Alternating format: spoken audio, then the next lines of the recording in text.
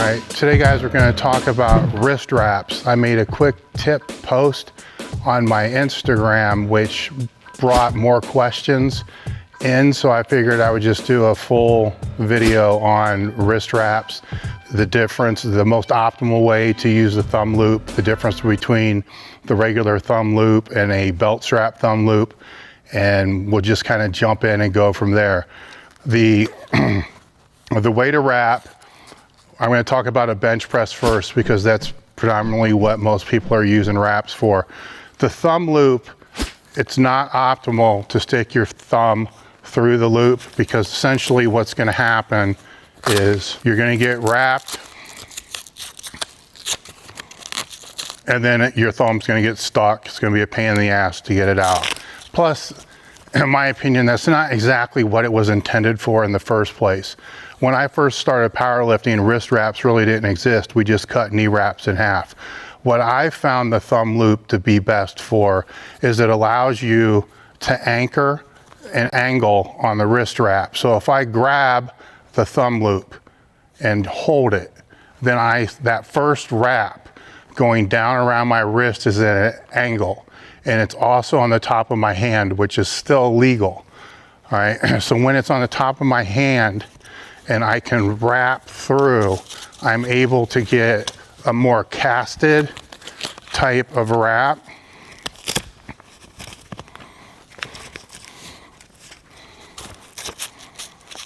And then I just let go and then pull down, and that's a legal wrap. And there's no way for my wrist to go backwards at all. Where people tend to make the mistake when wrapping for the bench is they do basically the way that you should wrap for a deadlift, is they'll start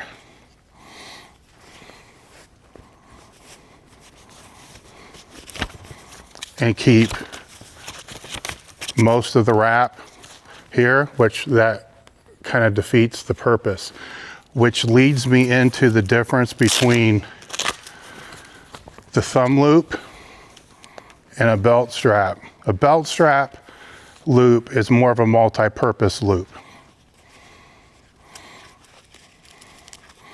where you feed the wrap through and then you pull from that. Now see, from this, it gives you a nice training type wrap, but once again, you're left in that position where you don't have that angle going across the top of your fist. There's no way you can do that with a belt strap loop, where I can try, to hold it and then get that angle, but there's no way to hold it. So actually we're discontinuing the belt loop wrap because the only thing it's really good for is training with a light wrap. Plus you can do exactly the same thing by using the thumb loop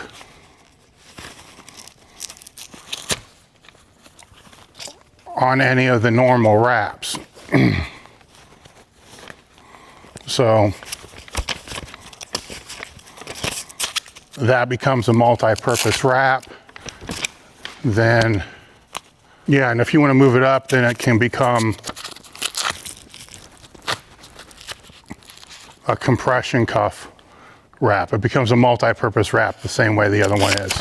So the thumb loop, while called a thumb loop, the most optimal use of it is to make it the wrap a multi-use wrap as you would with a belt strap wrap, but really to be able to allow the angle of the first pull to be able to set the wrist. And these are our normal wraps.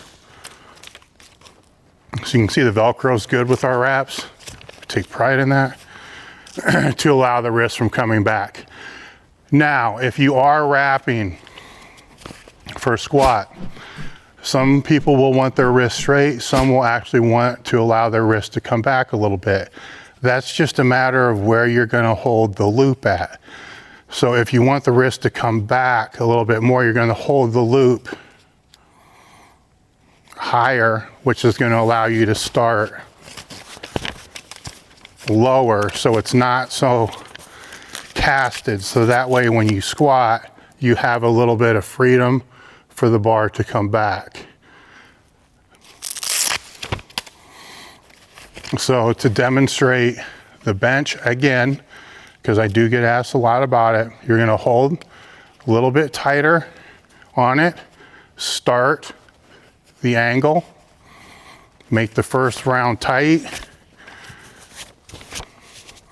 This is our lightest wrap, so I can get a lot of turns out of it.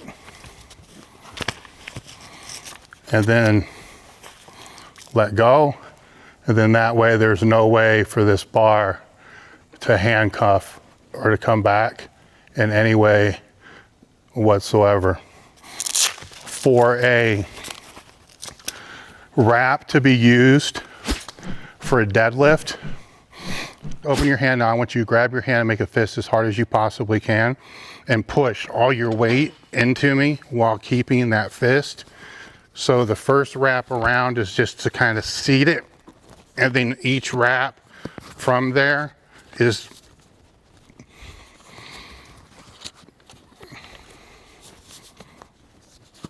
as tight as you possibly can. I'm going about half tight because again, we want to keep it close, as close to the body as we possibly can. And then now if you try to open your hand, it should be a little bit hard to open your hand because your wrap is kind of holding it. That helps to keep the deadlift grip better, but you don't want to have this wrap sticking out so much that that's the reason why you missed the deadlift, or this is the reason why you missed the deadlift.